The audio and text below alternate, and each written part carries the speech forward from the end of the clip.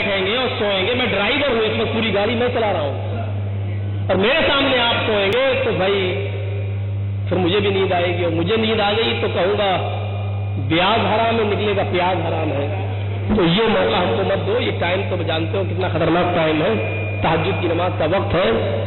इस वक्त अल्लाह आसमानी दुनिया पर आ जाता है और पुकार पुकार कर कहता है कोई मेरा बंदा जो मुझसे मांगे, लेकिन एक दिन नहीं आता, वो हर दिन आता है, हर दिन।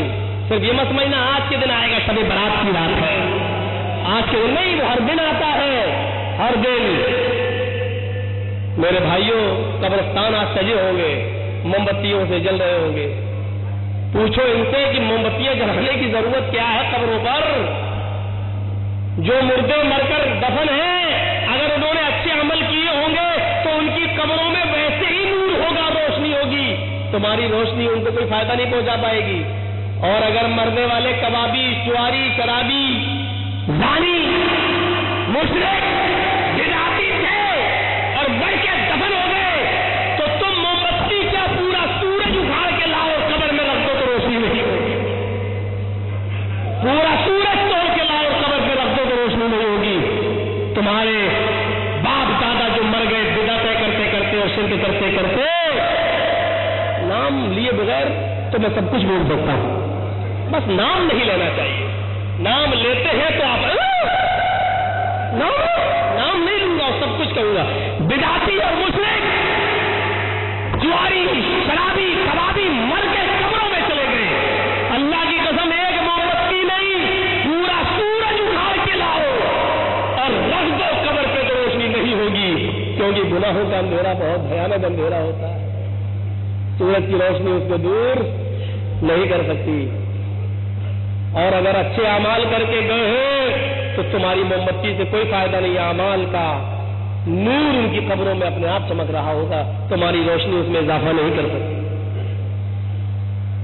बात तो सही कहते हैं जर्जी साहब, लेकिन मानेंगे नहीं। मानेंगे कैसे? 9, 9, 19 कैसे कहते, 18 कैसे कहते? मेरे बाप ने 19 कहा तो मैं भी 19 ही कहूंगा। कहो 20 कहो, मेरी भला। मेरे भाइयों से तसव्वुर करो, गौर करो। कुल इंसान आबाउकुम व अबनाउकुम, ये मोहब्बत थी। बात मेरी कहीं से कट गई। क्या कह रहा था? किसका? हाँ, मुआज़ और मुअव्विज़। कहा अबू जहल कहा मेरी अम्मी ने मुझे बताया है कि अबू जहल गालियां देता है। उन्होंने क्या नाम लिया? अब्दुर्रहमान ने पूछा ये तुम्हें बताया किसने? 9 साल और 11 साल के बच्चों को किसने भड़काया? कहा मेरी अम्मी रोजाना रात में मुझे कहानी सुनाती है, मुझे दास्तान बताती है और कहती है कि अबू जहल ये लोग तुम्हारे नबी के दुश्मन है, ये गाली देते। मैं अपने बच्चों को दर्स देती थी रात में सोते हुए, तो वो नबी की मोहब्बत का दर्स देती थी, नबी के दुश्मनों से आगाह करती थी। आज हमारी माएँ क्या दर्स देती है? आज हमारी बहनें अपने बच्चों को क्या ट्रेनिंग देती है? आज मेरी माएँ जरा गौर करें। अब्दुर्रहमान इब्न औफ ने कहा जब माँ ही ने तुम्हें इतना बहादुर बनाया है तो मैं क्या कर सकता हूँ? घोड़े की टापों की आवाज सुनाई दी। सामने जवान राना घोड़े पर बैठा हुआ दौड़ता हुआ चला रहा है। कहा भतीजो, इस घोड़े पर जो बैठ कर दौड़ता हुआ चला रहा है वही जवान राना है, वही अबू जहल है। बच्चे ने इशारों में बातें करी। 9 साल का बच्चा एक दीवार के ऊपर चढ़ गया और उसने अपनी तलवार पीछे यूं छुपा ली। दूसरा बच्चा पीछे ऐसे ही तलवार लिए हुए जमीन पर खड़ा रहा और इशारे हुए। जैसे अबू जहल दौड़कर घोड़ा उसका यहां से गुजरे तो उसके ऊपर गिर जाना।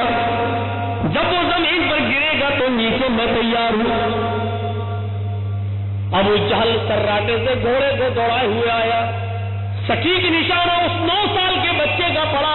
अबू जहल का घोड़ा जैसे ही इसकी दीवार के पास से गुजरा, वो 9 साल का बच्चा उसके ऊपर छलांग लगाकर ऐसे गिरा कि उसने अबू जहल को जमीन पर गिरा दिया।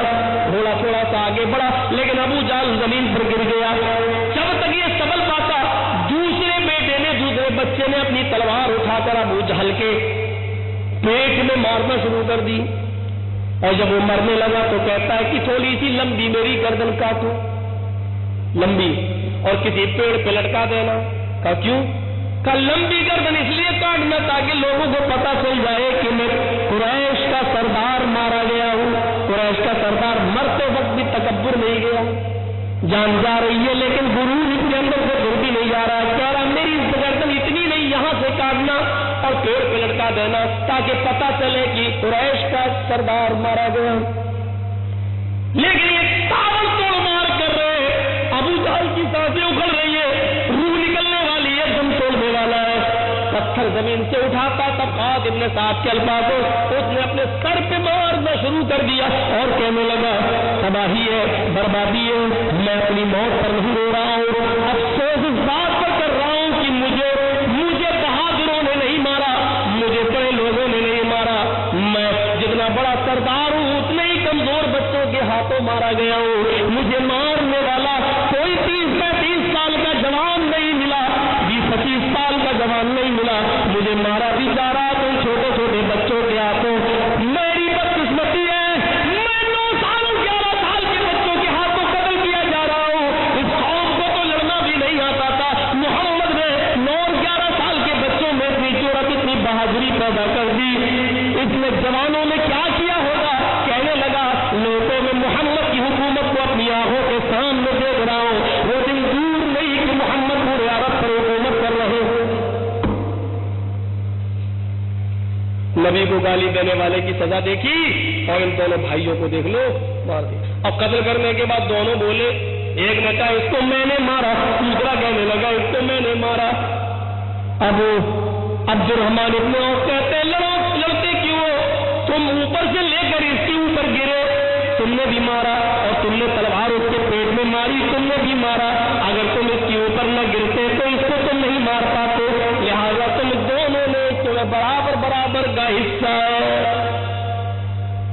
قُلْ إِنْ كَانَ آبَاؤُكُمْ وَأَبْنَاؤُكُمْ وَإِخْوَانُكُمْ وَأَزْوَاجُكُمْ، اور اپنی بیویوں سے بھی زیادہ رسول سے محبت۔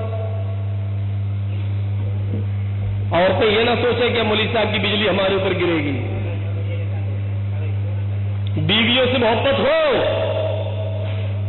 لیکن اس سے زیادہ رسول سے محبت ہو۔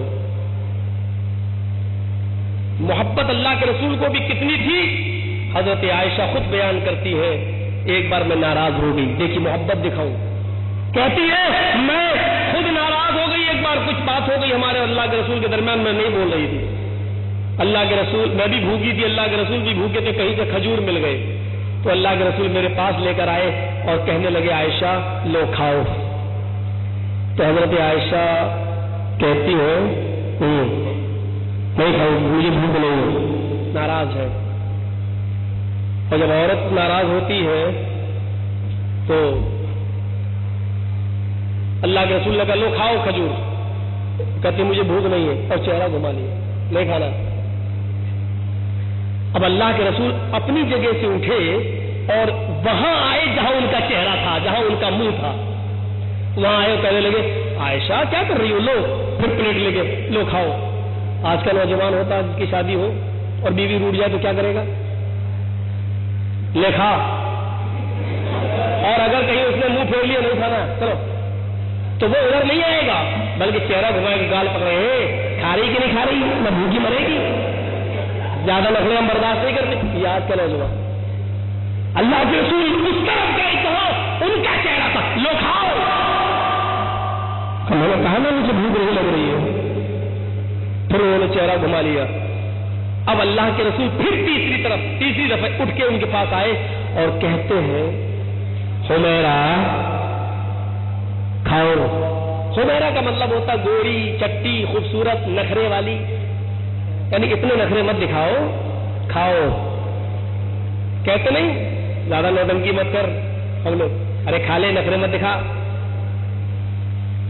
ارے خوبصورت ہے تو بہت زیادہ نخرے آ گئے۔ اللہ کے رسول نے کہا میرا ایک گوری چٹی خوبصورت نخرے والی کھا، تو ہنس کے کہتی میں نے کہا نا نہیں کھاؤں گی، پھر چہرہ گھما لیا۔ اب اللہ کے رسول پھر اٹھ کے ان کی طرف آئے، بسم اللہ، عائشہ غصہ تھوکو اور اللہ کا نام لے کر کھانا شروع کرو۔ اب انہوں نے بھی زیادہ نہیں کہلوایا، جانتی تھی محبت کیا ہوتی ہے، بہت کہلوا لیا، 3 بار ہو گیا، بہت ہو گیا۔ چوتھی بار جب اللہ کے رسول نے کہا غصہ تھوکو کھاؤ اور کلی بسم اللہ، کھاؤ اللہ کا نام لے کر، تو ایک کھجور اٹھائی اور پھر بھی طنز مارا اللہ کے رسول پر، کیا کہا؟ اللہ کا نام لے کر کھاؤ، اس سے پہلے کیا میں اپنے باپ کا نام لے کر کھاتی تھی؟ حضرت عائشہ کہہ رہی ہے اس سے پہلے کیا میں اپنے باپ کا ابو بکر کا نام لے کے کھاتی تھی؟ لیجیے، اور غصہ تھوکا اور کھانا شروع کر دیا۔ یہ محبت تھی۔ لیکن فرماتی ہوں اللہ کے رسول میں اور مجھ میں یہ محبت کا کھیل کھیلا جا رہا ہوتا، اللہ کے نبی کا سر میری ران پر ہوتا، میں نبی کا سر دبا رہی ہوتی، نبی اکرم بھی میرے سر پر میری پیٹھ پر ہاتھ پھیر رہے ہوتے، میں نبی سے پیار بھری باتیں کر رہی ہوتی، نبی مجھ کو بھی دلاسا دے رہے ہوتے اور پیار بھری باتیں کر رہے ہوتے۔ اتنے میں حضرت بلال کی آذان کی آواز محمد رسول اللہ کے کانوں میں جاتی، حی علی الصلاۃ۔ جب یہ کلمات محمد رسول اللہ کے کانوں میں جاتے، یا اللہ اکبر کی صدا نبی کے کانوں میں جاتی، اللہ کے رسول فوراً میری گود سے اپنا سر اٹھاتے، کھڑے ہو جاتے، مجھے دھکا دیتے، سائڈ کر دیتے اور کنویں کی طرف بڑھ جاتے، پانی کھینچتے اور وضو بناتے اور مسجد میں جانے کی تیاری کرتے۔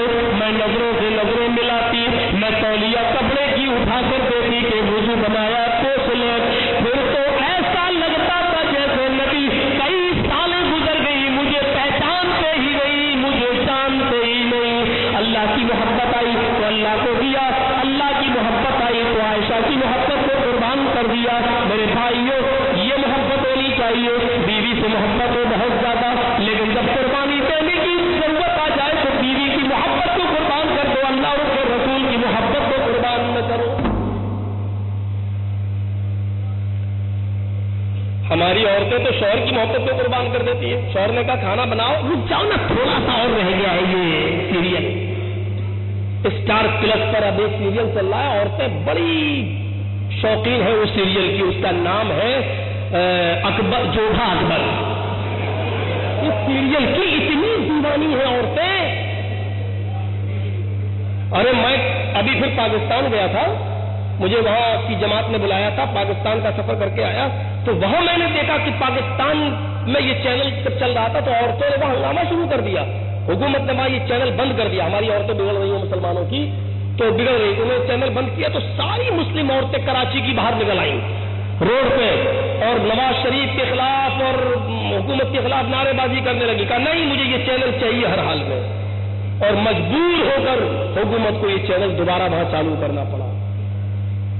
یہ چینل اتنا خطرناک چینل ہے، یہ سیریل، اس میں ہماری لڑکیاں کالجوں میں پڑھنے والی یہ نہیں دیکھتی ہیں کہ ہم مسلمان ہیں اور ہم کس کے موبائلوں پہ بات کر رہے ہیں، اور یہ اتنا مزاج ماحول خراب ہو رہا ہے کہ مسلم لڑکیاں غیر مسلم لڑکوں کے ساتھ رائے قرار اختیار کرنے کے لیے تیار ہے، کورٹ میرج کرنے کے لیے تیار ہے۔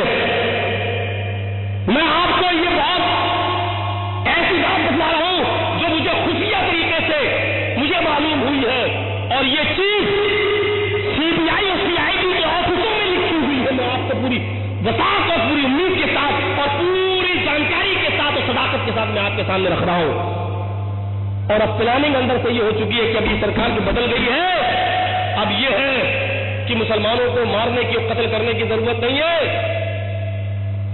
اور ہنگامے کرنے کی ضرورت نہیں ہے، مسلمان لڑکیوں کو ہندو گھروں میں لاؤ، 18 سال 19 سال کی ہو، بالغ ہو اور ان کی کورٹ میرج کراؤ، مسلمان اپنے آپ بڑھ جائے گا۔ یہ پلاننگ اب ہو رہی ہے، یہ چل رہا ہے۔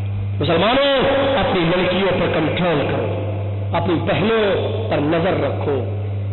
اگر ایسے اسکولوں میں پڑھ رہی ہیں آپ کی بیٹیاں جو مخلوط تعلیم ہے، لڑکے اور لڑکیاں ایک ساتھ بیٹھ کے پڑھ رہے ہیں، تو یہ فتنہ کبھی بھی اٹھ سکتا ہے اور سر اٹھا سکتا ہے، اور ہمیں خون کے آنسوؤں سے رونا پڑے گا۔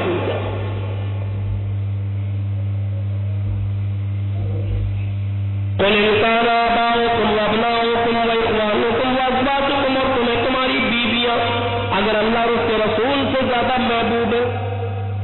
ایک عورت اللہ کے نبی کو برابر الٹا سیدھا کہتی ہے. صحابی ایمان لا چکے اللہ کے رسول کی نصیحت سن کر آ رہے ہیں. ابو داؤد کتاب الجہاد کے چیپٹر پر صفحات پر یہ منظر دیکھا جا سکتا ہے. جیسے ہی وہ صحابی نبی اکرم کی مسجد سے لوٹ کر نصیحت سن کر گھر میں داخل ہوتے بیوی غصے میں بس آ گئے, پکا پکایا کھانا دو تمہیں. آ گئے محمد کی بکواس سن کر. بچے بھوکے ہیں, کھانا کون لائے گا, پکنے کو کون لائے گا. اسی محمد کی باتیں سنتے رہتے ہو جس نے باپ کو بیٹے سے, بیٹے کو باپ سے جدا کر دیا, ماں کو بیٹی سے, بیٹی کو ماں سے جدا کر دیا, شوہر کو بیوی سے, بیوی کو شوہر سے جدا کر دیا. اسی محمد کی بکواس سنتے رہتے ہو اور گھر کا کام کاج نہیں دیکھتے ہو. وہ صحابی رسول کہتے ہو میری دو بچے تھے اس عورت سے, دو بچے تھے میرے اس عورت سے, اور تیسرا بچہ میری بیوی کے پیٹ کے اندر تھا, لیکن وہ نبی کو گالی پہ گالی دی جا رہی تھی, وہ نبی کی شان میں الٹا سیدھا بولتی جا رہی تھی. محمد کی بکواس سنتے ہو. وہ لڑانے والے, جھگڑا کرنے والے, کرانے والے, باپ کو بیٹے سے, بیٹے کو باپ سے الگ کرا دینے والے جادوگر کی کہانی سنتے رہتے ہو. اسی کی بکواس.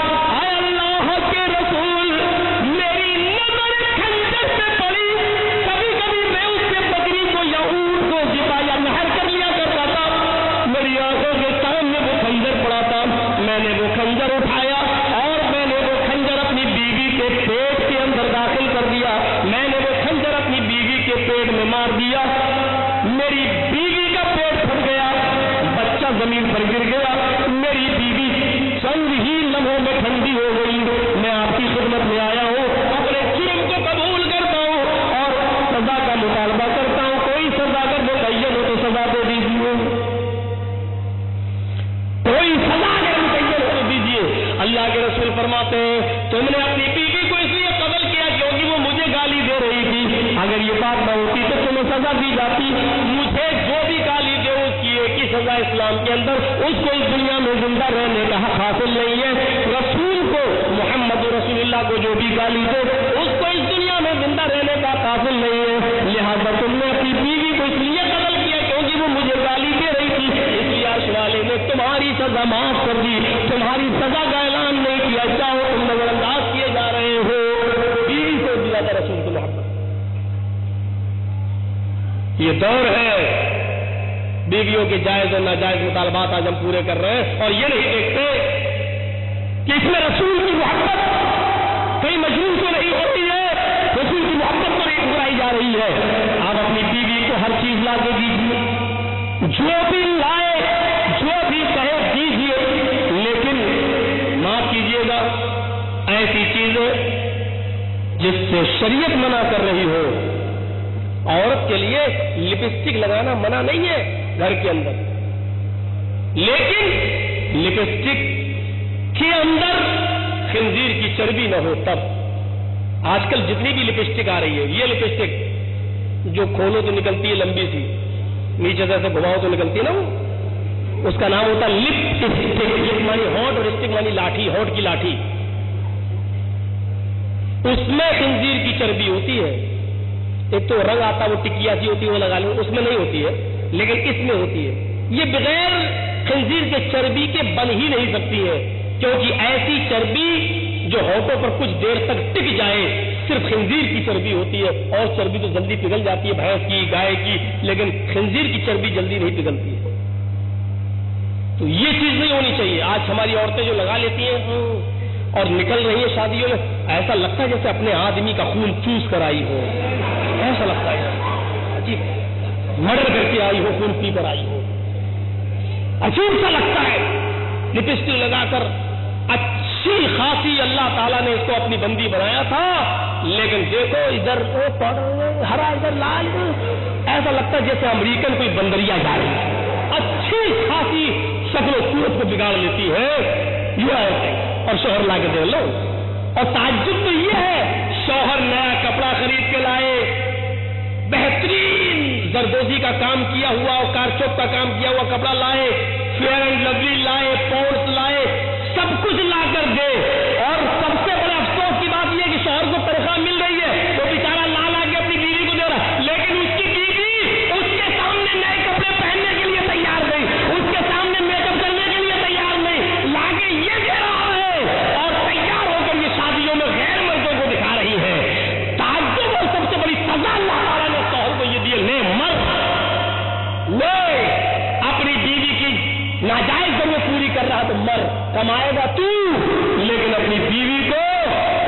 اپنے لیے بنی اور سجی ہوئی نہیں دیکھے گا، تیری بیوی کو دوسرے دیکھیں گے دے۔ گھر میں تو رہے گی بھنگن بن کر عورت، اور شادیوں میں جائے گی ہیما مالنی کی اماں بنے گی۔ یہ دیسی شوقات کا یہ دور ہے، اور یہ سزا ہے سب سے بڑی۔ میرے پیارے ساتھیوں، کمائے گا مرد، کمائے گا شوہر، لا کر دے گا یہ، خرچہ یہ، لیکن سب سے زیادہ محروم یہی ہے، اپنی بیوی کو بنا ہوا نہیں دیکھ سکتا، سنبھلا ہوا نہیں دیکھ سکتا، اپنی بیوی کو اپنے لیے تیار نہیں دیکھ سکتا۔ یہاں گھر میں کیوں پہنوں؟ گھر میں تو روز رہتی ہوں، باہر پہنوں؟ دیکھتا ہے کوئی دوسرا۔ جب ہم نے نافرمانیوں کے کام زیادہ کرنا شروع کر دیے تو اللہ تعالیٰ نے ہمیں یہ سزا بھی دے دی۔ میری بہنوں، شوہر نیا کپڑا تمہیں دلاتا مارکیٹ میں، اور افسوس یہ کہ وہ تمہیں نہیں دیکھ پاتا بنا ہوا، وہ میک اپ کا سامان تمہارے لیے لے کر آتا ہے، افسوس یہ کہ تم اسی کے سامنے بننے کے لیے تیار نہیں ہو، تم اسی کے سامنے سنورنے کے لیے تیار نہیں ہو۔ تم یہ ساری چیزیں استعمال کر سکتی ہو، کوئی ممانعت نہیں ہے تمہارے لیے، لیکن یہ سارے ہتھیار تمہیں اپنے شوہر پر چلانے کا، اپنے ہتھیاروں سے کسی غیر کو مجبور نہ کرو، کسی غیر کو زخمی نہ کرو، اس لیے کہ ان کو زخمی کرنے کا تمہارا کوئی حق ہی نہیں بنتا ہے۔ فرمایا میرے پیارے ساتھیوں، ذرا تصور کرو اس حدیث کو، حضرت فاطمہ رضی اللہ تعالیٰ عنہا کے پردے پر جب رات میں کہتی ہے کہ جب میرا انتقال ہو جائے تو علی مجھے رات میں دفنانے کے لیے لے جانا، دن میں نہیں۔ پوچھا رات میں کیوں لے جاؤں، دن میں کیوں نہیں؟ جواب دیتی ہے کہ میرے جسم پر سفید کفن کا کپڑا پڑا ہوگا، اور میں نہیں چاہتی ہوں کہ میرے مردہ جسم پر پڑے ہوئے سفید کفن پر بھی کسی غیر مرد کی نظر پڑے۔ میں چاہتی ہوں کہ رات کے اندھیرے میں مجھے لے کر چلو تاکہ کسی غیر مرد کی نظر میرے مردہ جسم پر پڑے ہوئے کفن پر بھی نہ پڑے۔ اس حیا کو باقی رکھو، اس پردے کو باقی رکھو۔ قل ان کان آباؤکم وازواجکم، قل ان کان آباؤکم وابناؤکم واخوانکم وازواجکم وعشیرتکم، اور اپنے خاندان سے بھی زیادہ نبی سے محبت، اپنے خاندان سے بھی زیادہ نبی سے محبت۔ خاندان میں کون آتا ہے؟ باپ ہے، بیٹا ہے، بھائی ہے، شوہر ہے، یہ بیوی ہے، یہی سب لوگ خاندان میں آتے ہیں، چچا دادا یہ سب۔ اگر اس کی جیتی جاتی مثال دیکھنا ہے تو اس بات کو اٹھاؤ، جنگ احد ہو رہی ہے، محمد رسول اللہ کے صحابہ خیمے میں نبی کو بند کیے ہوئے ہیں، نبی کی طرف آنے والے تیروں کو کوئی اپنے ہاتھوں پہ روک رہا ہے، کوئی اپنی پیٹھ پہ روک رہا ہے، تو کوئی اپنے سینے پر نبی کے تیر کو کھا رہا ہے، نبی کی طرف آنے والے تیر کو کھا رہا ہے۔ اور اس تھوڑی دور ہٹ کر ایک صحرا میں، ایک جنگل میں، ایک بوڑھی عورت انصاری خاتون اور قبیلے کی ناری سے اس کا تعلق ہے، وہ اپنا ماتھا، اپنا سر سجدے میں رکھے ہوئے محمد رسول اللہ کی جنگ میں کامیابی کی دعا کر رہی ہے۔ اتنے میں ایک نوجوان آتا ہے، اپنے گھوڑے کو دوڑاتے ہوئے کہتا ہے ماں، سجدے سے سر اٹھا۔ دیناریہ نے سجدے سے سر اٹھایا، تو بوڑھی عورت نے سجدے سے سر اٹھایا، کہنے لگی نوجوان بتا کیا حال ہے؟ جنگ کا حال۔ نوجوان نے سر نیچے کر لیا، کہنے لگی محمد کا سپاہی سر جھکا کر نہیں، سر اٹھا کر بات کرتا ہے، آنکھیں ملا، سر اٹھا کر بات کر۔ کہنے لگا نوجوان، دیناریہ اور بوڑھی خاتون، میری ماں، جنگ کے اندر تیرا بیٹا قتل کر دیا گیا ہے۔ بیٹے کی خبر سنی، کلیجے پہ چوٹ لگی، کہنے لگی میرا بیٹا اللہ کی راہ میں شہید ہو گیا۔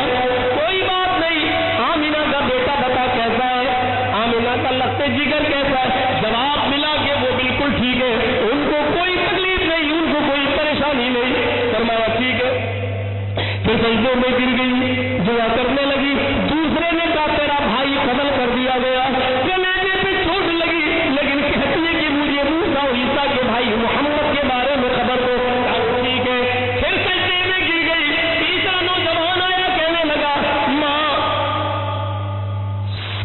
تیرا بھائی کے بعد شوہر، بھائی یعنی بیٹا اور بھائی قتل کر دیے گئے، اب کہا تیرا شوہر بھی میدان جنگ میں قتل کر دیا گیا۔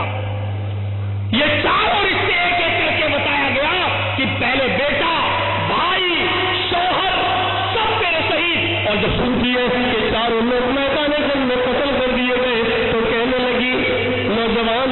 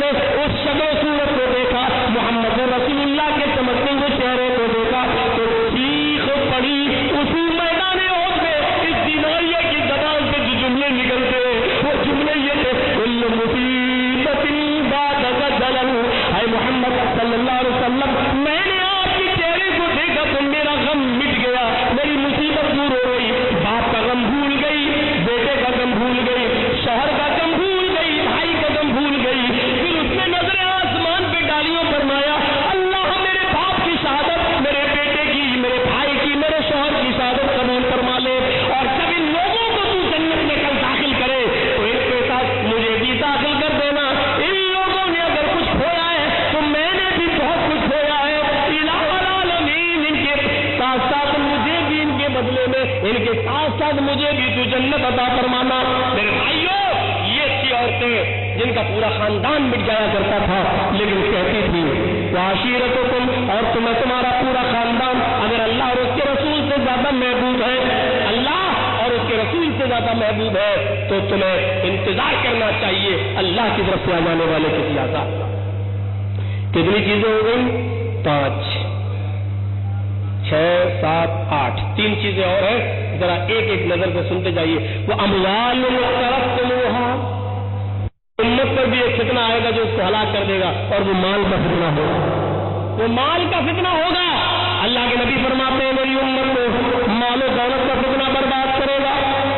مال کمانا کوئی بری چیز نہیں ہے، مال کو ناجائز طریقے سے کمانا اور ناجائز مقام پر خرچ کرنا، جہاں دنیا داری سے دور رہنے کا حکم دیا ہے، وہی اللہ تعالیٰ نے دنیا کو حاصل کرنے کا حکم بھی دیا ہے۔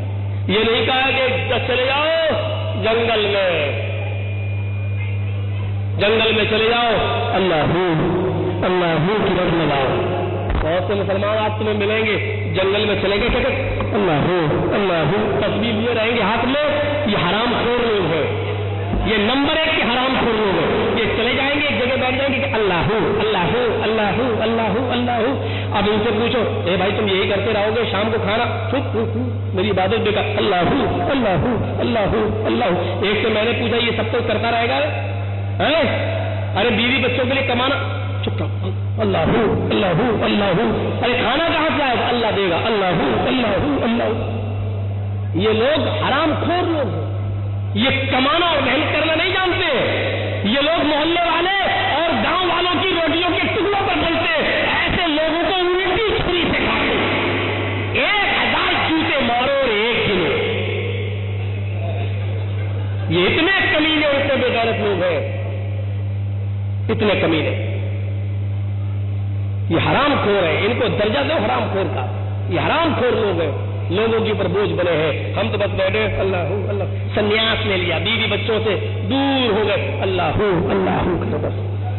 یہ نمبر 1 کے حرام خور۔ فرمایا کہ دنیا سے بچو،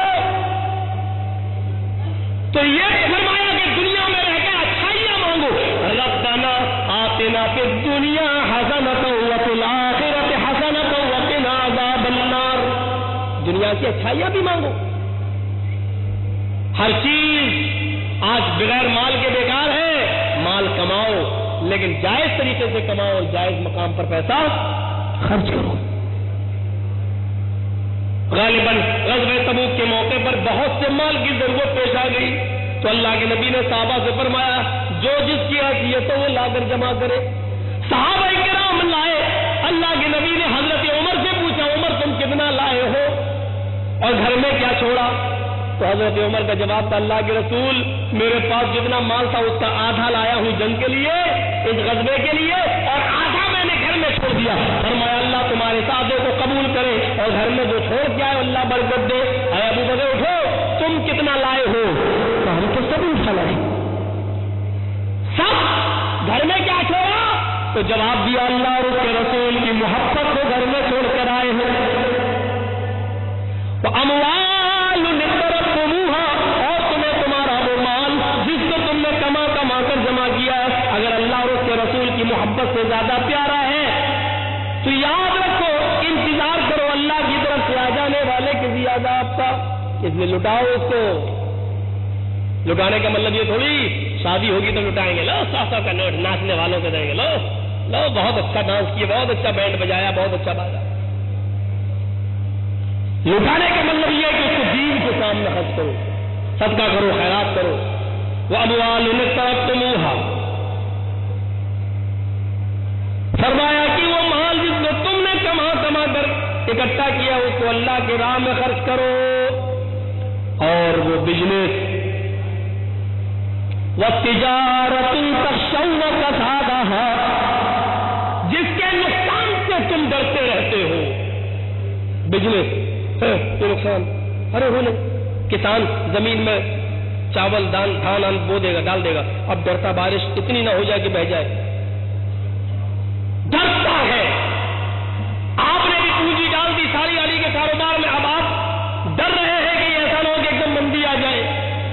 نقصان ہو جائے. وَتِجَارَةٌ تَخْشَوْنَ کَسَادَ, اگر تمہیں وہ تجارت جو جس کا ڈر تمہیں 24 گھنٹے لگا رہتا ہے, اگر یہ بزنس یہ تجارت تمہیں پسند ہے اور زیادہ محبوب ہے اللہ اور اس کے رسول سے, تو انتظار کرو. کیسی کیسی تجارت ہوتی تھی. حضرت عثمان غنی کے پاس اونٹوں سے لدا ہوا گلہ 100 اونٹ لد کر آئے, اور ایک اونٹ پر کئی کئی بورے تھے. تاجروں کو پتا چلا قحط پڑا ہوا تھا, قحط, کسی کے پاس کھانے کو نہیں تھا. حضرت عثمان کے پاس اتنا مال آیا ملک شام سے, تو کچھ لوگ تاجر لوگ ان کے پاس گئے اور کہنے لگے عثمان مال بیچو گے؟ کہا بھائی بتاؤ منافع کیا دو گے؟ میں نے یہ بورا 100 روپے میں خریدا ہے, تو اس پر کیا مجھے منافع دو گے؟ میں نے تو اتنے میں خریدا, تم کیا دو گے؟ تو ایک تاجر اٹھا کہنے لگا آپ کے 100 کا بورا 100 روپے کا گلہ ہم 110 میں خرید لیں گے, آپ دیجیے. حضرت عثمان کہتے ہیں مجھے اس سے بھی زیادہ منافع مل رہا ہے. دوسرا تاجر اٹھا کہنے لگا, بولی لگ رہی تھی, بولی جیسے نیلامی ہوتی. دوسرا تاجر اٹھا کہنے لگا اچھا ایسا ہے, آپ نے 100 روپے میں بورا خریدا, ہم اس کو 120 میں خریدیں گے. حضرت عثمان کہتے یہ قیمت بھی کم ہے, مجھے اس سے بھی زیادہ قیمت مل رہی ہے. تیسرے نے بولی لگائی, اس نے کہا عثمان میں 100 کا مال 130 میں لینے کے لیے تیار. عثمان کہتے مجھے منظور نہیں ہے. کہا اچھی خاصی تو پروفٹ مل رہی ہے. چوتھے نے کہا عثمان ایسا کرو کہ مجھے 100 کا مال 140 میں دے دو. کہنے لگے نہیں یہ قیمت بھی کم ہے, مجھے اس سے بھی زیادہ پروفٹ مل رہی ہے. ایک اور اٹھا, اور اس کے بعد پھر کوئی نہیں اٹھا. اس نے سب سے زیادہ قیمت لگائی. اس نے کہا عثمان 100 کا مال ہم 150 میں لینے کے لیے تیار ہے, آپ کا ایک بورا 100 روپے کا ہے, ہمیں 150 میں دے دو. حضرت عثمان کہتے کل آنا. کل پھر آئے یہ لوگ, لیکن 150 سے آگے کوئی نہیں بڑھا. حضرت عثمان نے کہا نہیں میں یہ مال بیچوں گا, لیکن اس کے ہاتھ جو سے جو مجھے زیادہ مزدوری دے گا, جو زیادہ پروفٹ دے گا.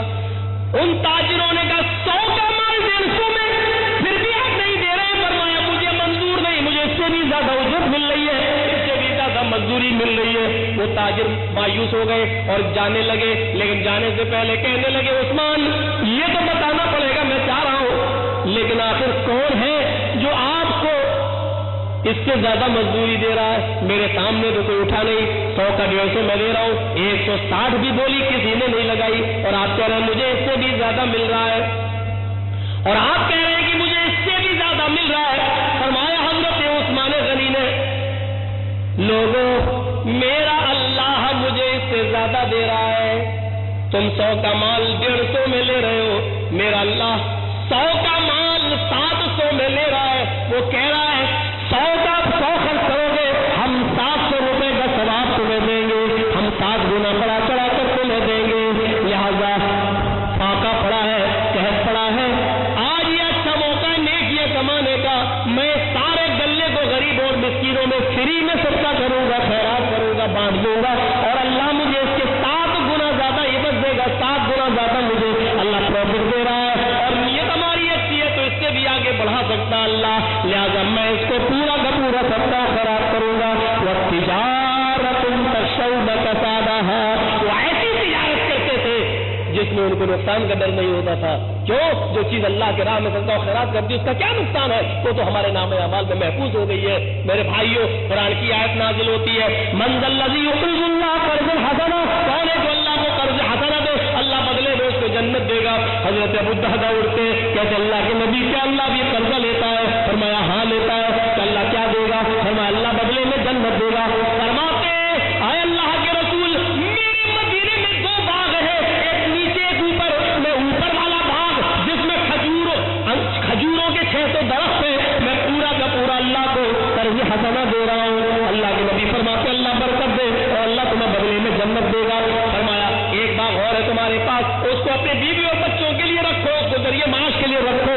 حضرت ابو الدرداء اپنے گھر جاتے, گھر میں دیکھتے کہ تالا لگا ہوا ہے. پڑوسیوں سے پوچھتے میری بیوی میرے بچے کا, جواب ملا کہ وہ اسی باغ میں گئے مدینے کے اوپر والے باغ میں. آپ کا انتظار کیا بھوکے تھے, کھانا جب نہیں ملا ان کو تو وہ باغ میں چلے گئے کھجور کھانے کے لیے. اور اس الدرداء نے وہیں سے دوڑ لگائی, بھاگتے ہوئے اسی باغ میں جاتے اور اپنی بیوی اور بچوں کو پکارتے ہوئے کہتے میری بیوی جلدی سے بچوں کو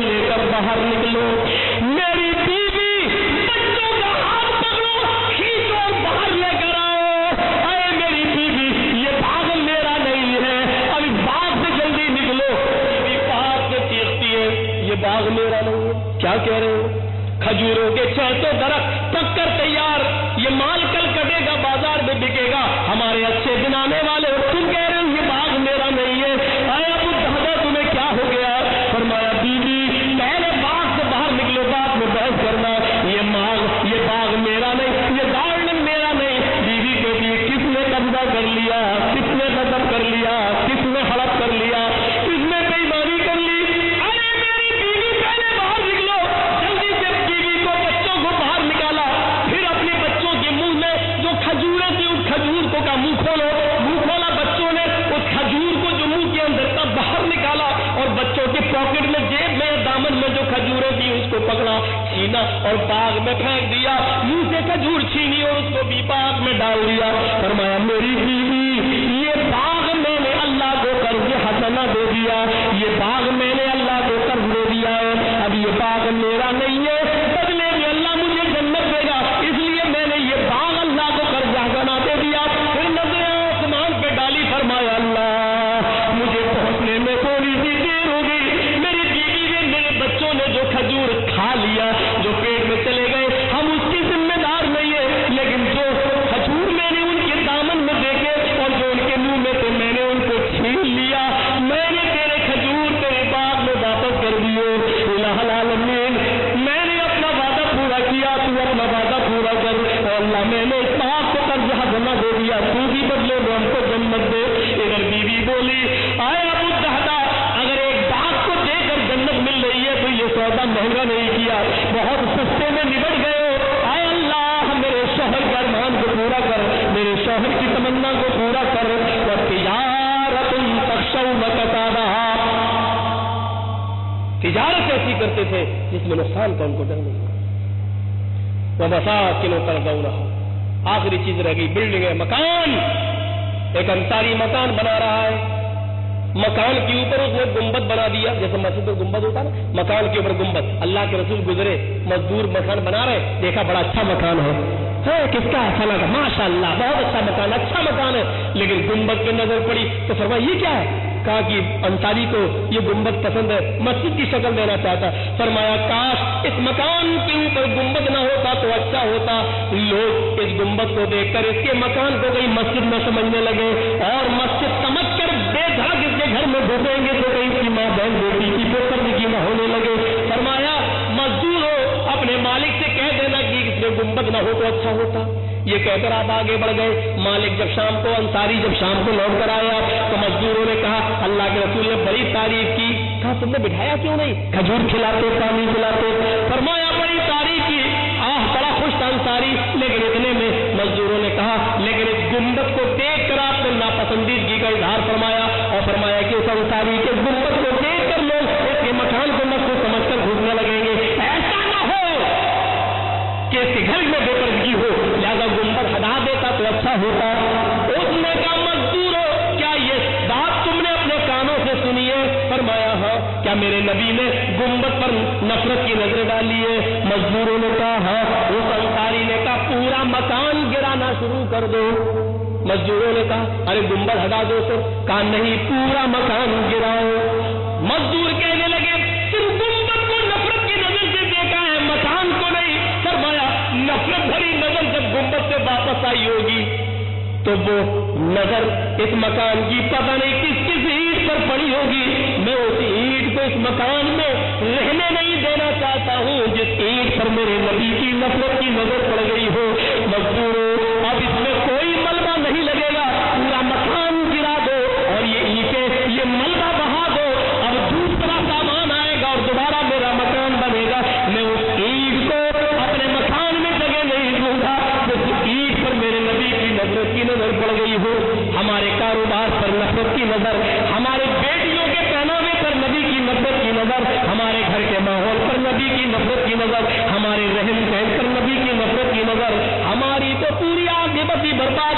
اللہ کے رحم و کرم ہو جائے تو ہم شاید جنت میں چلے جائیں، ورنہ آثار تو دکھائی نہیں دے رہے ہیں۔ یہ سب چیزیں 8 چیزیں تھی تو میں نے بہت جلدی میں آپ کے سامنے رکھ دیا ہے۔ میرے بھائیوں فجر کی نماز کا وقت بھی ہو رہا ہے۔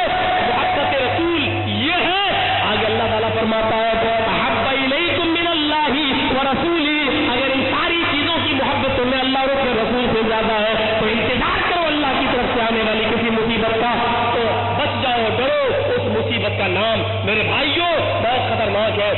کوئی بھی شکل میں آ سکتی ہے، وہ ہمارے بچوں کی تباہی کی شکل میں آ سکتی ہے، وہ نریندر مودی کے برسر اقتدار آ جانے کے بعد فتنے و فساد اور دنگے کی شکل میں بھی آ سکتی ہے۔ فرمایا ڈرو اللہ کی طرف سے آ جانے والے کسی عذاب سے۔